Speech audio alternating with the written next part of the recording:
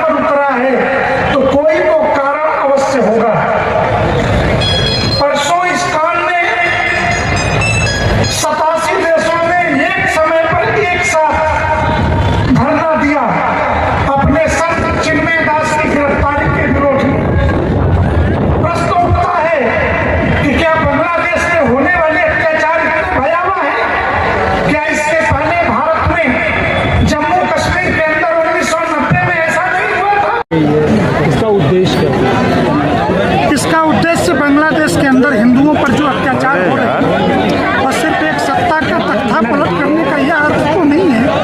उनकी वो व्यवस्था है, हम आक्षेप नहीं चाहते, लेकिन जो लोग इजराइल दुनिया के अंदर घटने वाली घटना फिलिस्तीन हमास उस पर इंटरनेशनल एक्सपर्ट बन के बोल रहे, आल आइज रफा बोलने वाले आज आल आइज बांग्लादेश क्यों नहीं बोल रहे? इसका सीधा सा मतलब है कि उन्हें नफरत और सिर्फ हिंदू समाज से है या यहूदियों से है, उन्हें नफरत इस्लाम से नहीं है। दुनिया के 56 इस्लामिक देशों में से किसी ने भी अगर यह कहा होता कि बांग्लादेश में जो कुछ भी हो रहा है वो गलत है, वहाँ के राष्ट्रपिता शेख मुजीबुर रहमान की जिस प्रकार मूर्ति तोड़ दी गई और जिस प्रकार वहाँ सत्ता का तख्ता पलट हुआ, वो एक राजनीतिक प्रश्न हो सकता है, लेकिन हिंदुओं के घर मकान माँ बहनों की इज्जत लूटा जाना निश्चित तौर पर कोई झंडा नहीं निकालेगा, जो झंडा खड़ा है उसको इन्होंने दीजिए।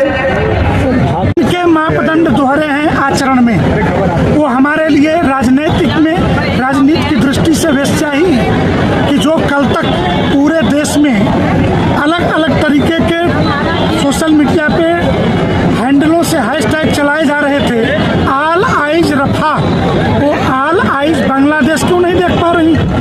90 के दशक में हजारों माँ बहनों की इज्जत जम्मू कश्मीर में लूट ली गई, हजारों मंदिर हमारे तोड़ दिए गए, तो आल आइज कभी जम्मू कश्मीर तो नहीं देख पाई। उल्टे कश्मीर फाइल के फिल्म आने पर, केरल के लव जिहाद पर फिल्म आने पर, जबकि लव जिहाद का जो शब्द है केरल हाई कोर्ट के जज के द्वारा दिया गया शब्द है, ये किसी हिंदू नेता धर्माचार्य का शब्द नहीं था। ऐसे विषयों पर वो जो लोग अपने को बताते थे कि हम निरपेक्ष हैं, वो चुप क्यों रहे? इसलिए ऐसे लोग जो राजनीतिक रूप से किसी व्यक्ति के पीछे, उसके हर गलत कामों के पीछे, संभल दंगे का सच क्या है कौन नहीं जानता है? क्यों पत्थर इकट्ठे किए गए? क्या सर्वे पहले किसी मस्जिद में नहीं हुआ था?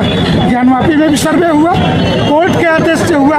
तो जो लोग न्यायपालिका की दुहाई देते, संविधान की किताब हाथ में लेकर के घूम रहे थे, वो न्यायपालिका के आदेश पर होने वाले सर्वे को रोकने वाले गुंडे जो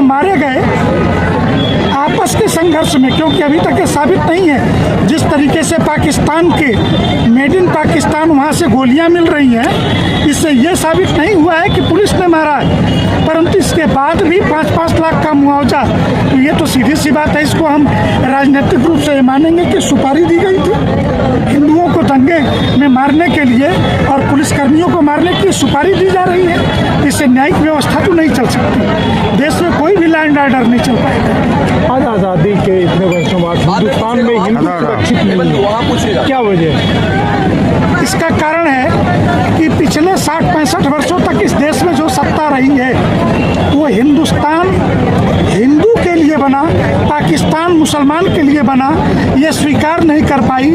सो कॉल्ड सेकुलर शब्द, अभी सुप्रीम कोर्ट ने एक वाक्य प्रयोग किया है, कहा कि अगर संविधान के मूल प्रियम्बल में सेकुलरिज्म और सोशलिज्म नहीं था तो ये हटाने का काम भी पार्लियामेंट का है। आप पार्लियामेंट जाइए, सुप्रीम कोर्ट नहीं है। बटेंगे तो कटेंगे, क्या लगता है अभी इस बार भी जो अभी भी हिंदू बटा हुआ है, आपको क्या लगता है? हरियाणा और महाराष्ट्र के चुनाव परिणामों को देख करके तो यही लगता है कि हिंदू बांग्लादेश से सबक लिया है और उत्तर प्रदेश में भी ये सबक जारी रहेगा, ऐसा हमारा दृढ़ विश्वास है।